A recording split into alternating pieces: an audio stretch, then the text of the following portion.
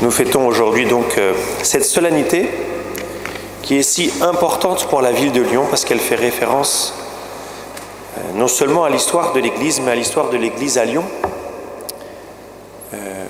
Voilà, où la Vierge Marie est honorée et priée à Fourvière depuis très longtemps. Et les Lyonnais savent tout ce qu'ils doivent à la Vierge Marie, puisque encore aujourd'hui, je vous rappelle, ou je vous l'annonce si vous ne le savez pas, mais encore aujourd'hui, le 8 septembre, le cardinal reçoit de la main du maire de Lyon un écu d'or, ou un louis d'or, je ne sais jamais, c'est un écu. Ce qui montre en fait combien est enraciné dans la mémoire de cette ville eh bien, la présence de la Vierge Marie. Et aujourd'hui, en venant à la messe, en célébrant cette Eucharistie tous ensemble, eh bien nous plaçons, nous nous situons dans cette histoire et nous rendons grâce à Dieu pour tout ce que Dieu a donné à la ville de Lyon par l'intercession de la Vierge Marie. Voilà.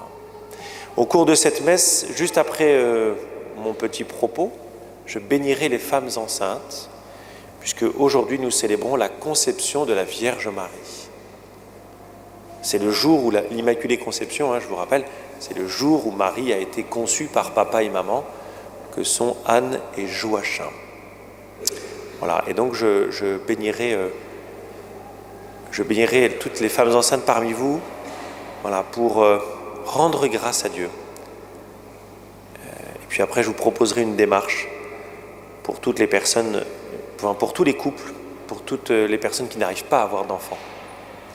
Voilà, que le Seigneur, aujourd'hui, par l'intercession de l'Immaculée, bien donne la grâce à tous d'accueillir la vie.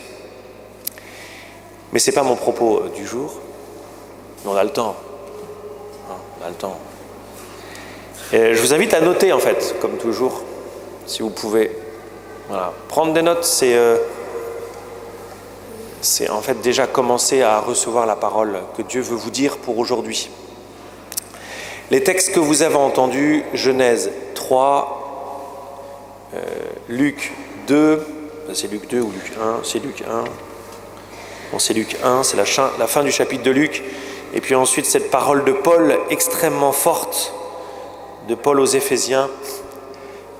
Je vois un fil rouge dont j'aimerais vous parler ce matin et vous partager. C'est le fil rouge de ce que la Bible appelle l'élection.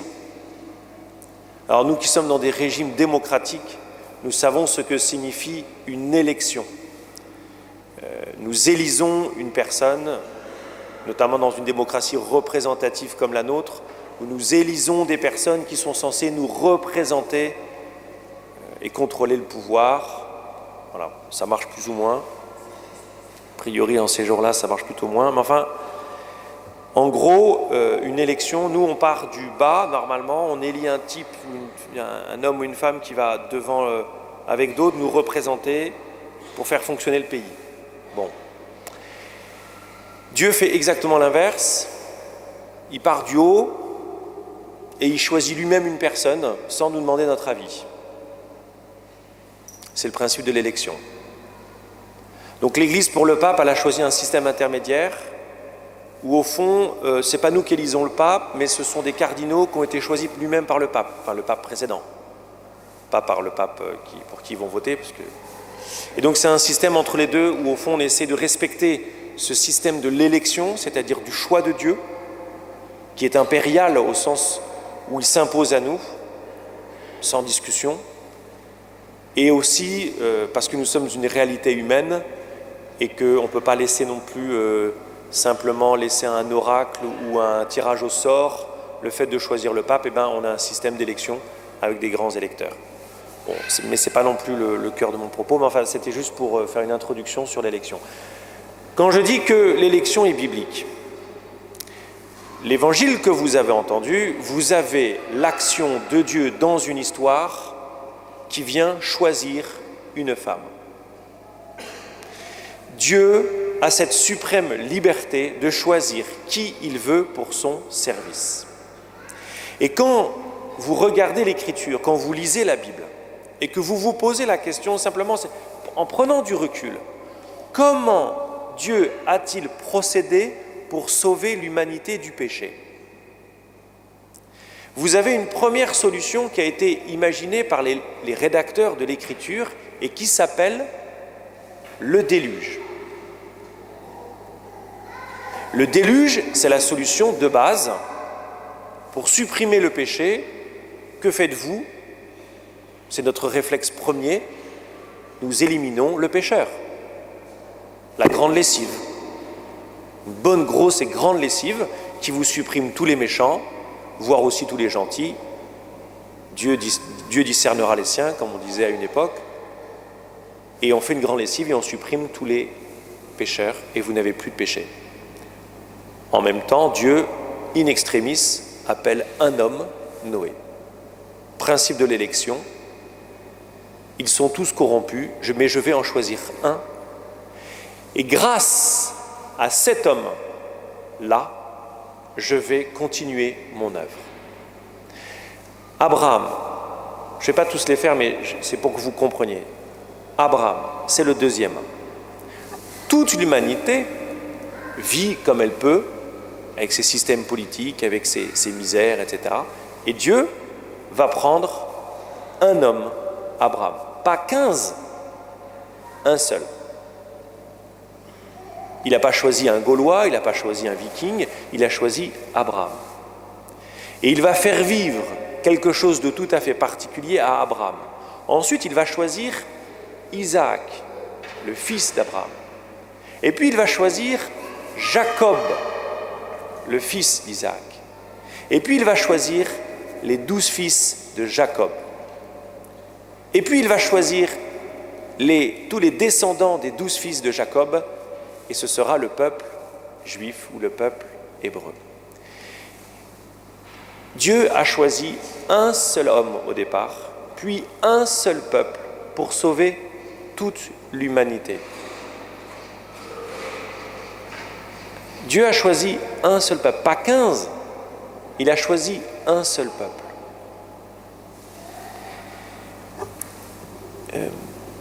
Et Dieu fonctionne tout le temps comme ça dans l'histoire et dans notre propre vie.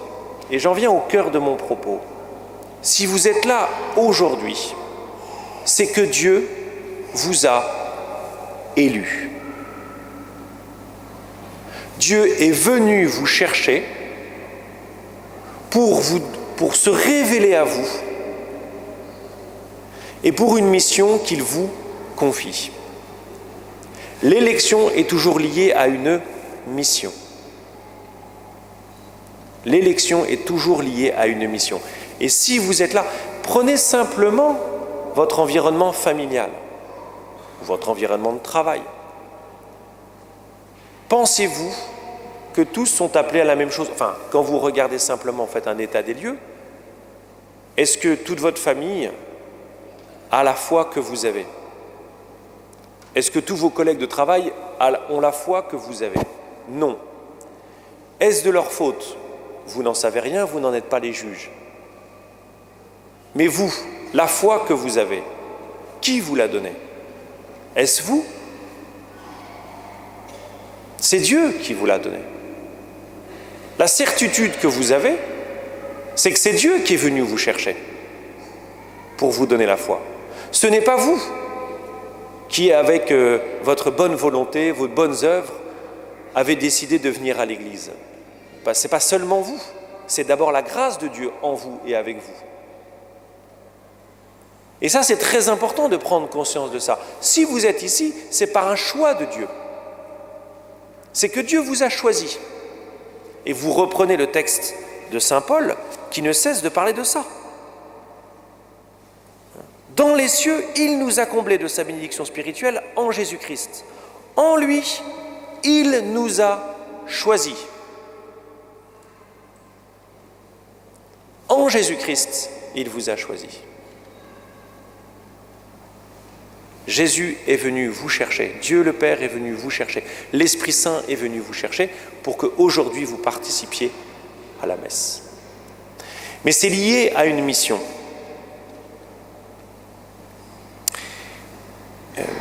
C'est-à-dire, si Dieu vient vous chercher, c'est comme pour la Vierge Marie. Qu'est-ce qu'il dit à la Vierge Marie? Voici que tu vas concevoir et enfanter un fils. C'est extraordinaire pour elle. Elle a dû être extrêmement fière d'entendre ça. Et vous-même, vous pouvez être fier d'une certaine manière d'avoir été choisi par Dieu. Mais cela dit une chose très importante que vous devez entendre, c'est que Dieu ne sauve pas le monde sans vous.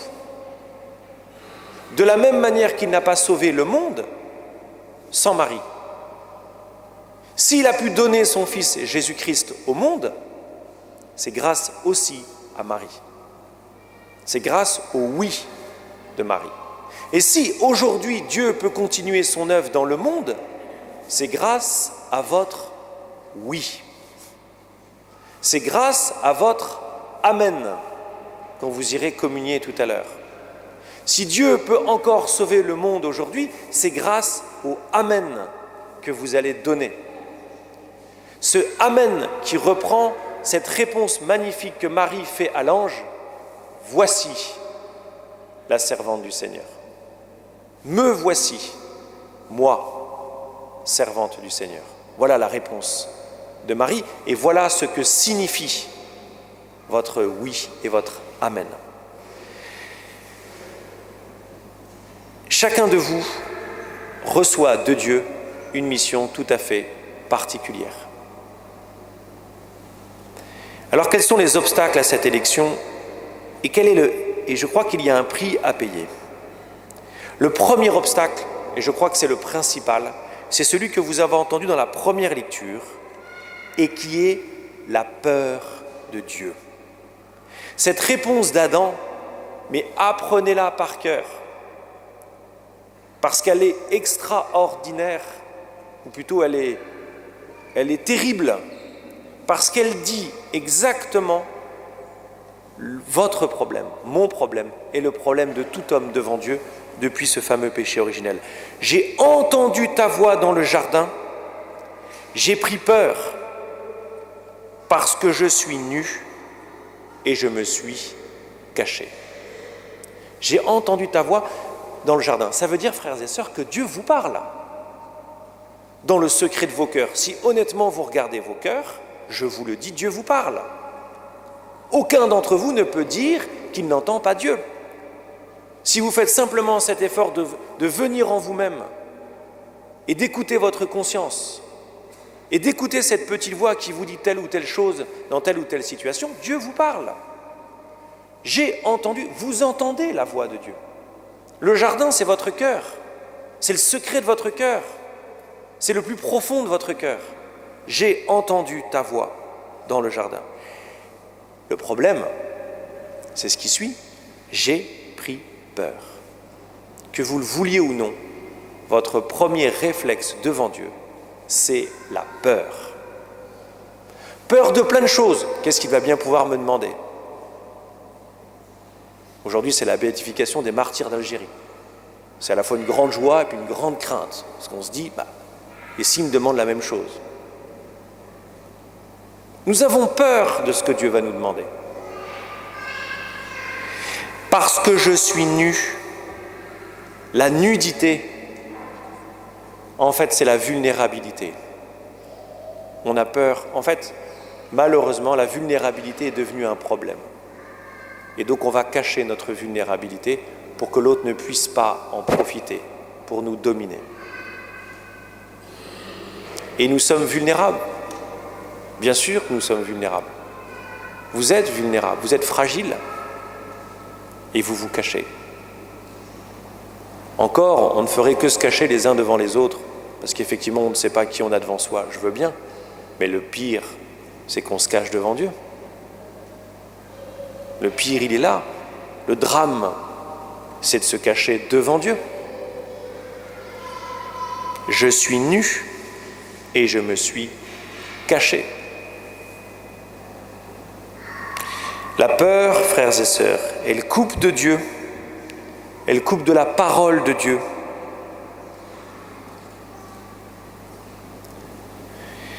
Et puis enfin, le prix à payer pour cette élection, je vous l'annonce, je vous le dis, mais à partir du moment où vous allez dire oui à Dieu, que vous allez accepter son plan d'amour sur vous, cette mission, vous allez subir l'incompréhension des autres et parfois le rejet.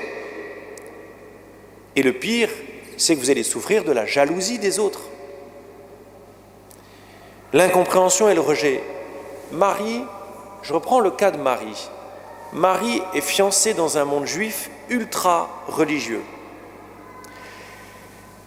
Elle est fiancée, on dit qu'elle est fiancée pour dire qu'en fait, elle ne vit pas avec Joseph, mais qu'elle est promise à Joseph. Parce que le mariage juif se passait en 2 temps. Un premier temps qui était un engagement formel sans que les époux vivent ensemble, et un deuxième temps où ils s'installaient ensemble. Marie, dans le texte, vous savez que Marie ne vit pas avec Joseph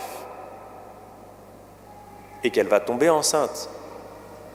Ça s'appelle comment ça? Un adultère. Et vous savez de quoi est puni l'adultère dans la loi juive? De la lapidation. Quand Marie dit oui à l'ange, elle sait qu'elle risque la lapidation. C'est la mère seule, la mère célibataire. Et dans la société juive de l'époque, c'est pas seulement qu'on ne vous parlait plus, c'est qu'on vous caillassait. Marie, par respect de l'appel de Dieu, dit oui, en sachant qu'au moment où elle dit oui, elle va être rejetée de son village. Et pour le dire encore autrement, ça va cancaner dans son dos.